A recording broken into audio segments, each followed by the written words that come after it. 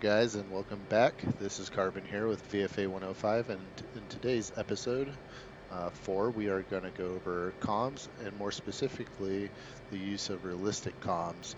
The F-18 is a perfect example to help break yourself out of using simple comms, for the plain and simple fact that you don't really have to worry about FM or AM or even UHF frequencies.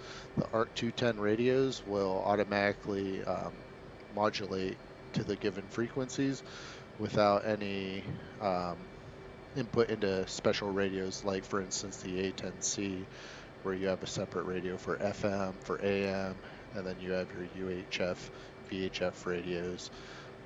So with that being said, we'll get started. We'll go into my controls real quick. You only need one additional binding over easy comms. So like I said again, F-18 makes this super simple. So right here, we have COM switch COM1 and then COM switch COM2. These are the only two buttons you need to access comms in the F-18. If you want to get even more in depth, you can work around with the MIDS A and B for encrypted radio communications, but that's a topic I'm not going to touch on. There's some information out there already on that. So with that being said, if you want to access what frequency you're on given by the channel here, this is COM1, COM2, and we're on preset 1. If you want to know the frequency of that, you can just click right here on the knob, and we are on 305,000. If I scroll to preset 2 on my COM2 and click it, I'm at 264,000, or I can just scroll through and it'll automatically populate what frequencies these are on. Now, like I said, using these is real simple. All you have to do is really have a frequency, and most briefings should have frequencies in them.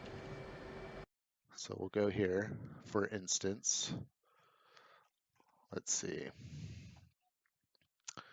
Texaco 11, I have on a frequency of 264. So if I go ahead and put 264 in,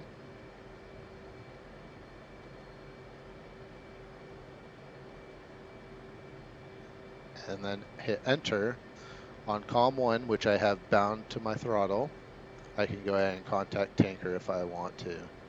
Let's go ahead and try that.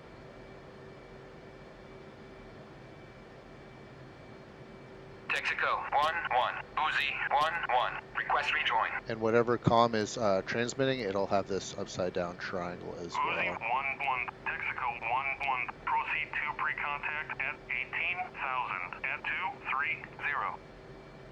Perfect, that worked. And let's go ahead and bring up the F10 map. So we have Sanaki here that we're at. I'll go ahead and click that. Here are your frequencies. So this 4.300 and 40.600, these aren't really used in DCS for ATC. They're there, but ATC doesn't respond on them. Instead, we're going to use 132 or 261. We'll put 132 and 261 in and transmit on both.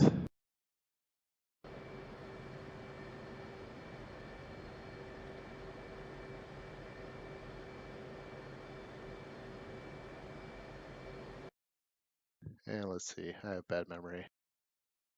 261. And then we'll put 261 over here. All right, let's go ahead and talk to Sanaki.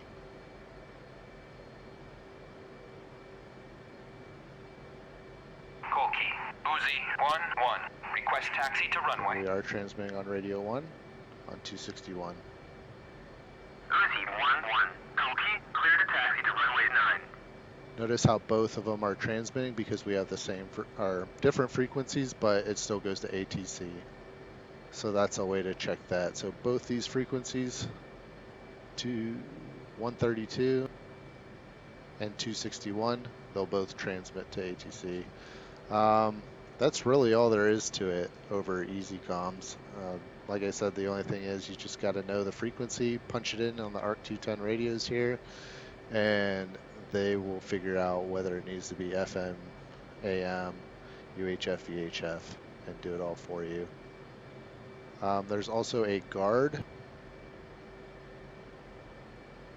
So some missions will tell you monitor guard. They'll have a frequency in here. This is more of like an emergency channel, and you'll just throw one of your radios on that. M is manual.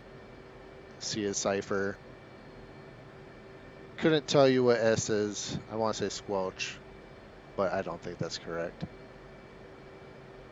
But anyway, I hope you enjoyed this video, and I hope it helps you break out of your shell of simple communications and that you actually jump into realistic comms. If you do have SRS, this will also implement well into that, as well as your SRS frequencies will update via your comms here. Please leave a like, comment if you have any questions, share, and subscribe if you would. I'd appreciate it. Thanks so much, and we'll see you in the next episode. Later.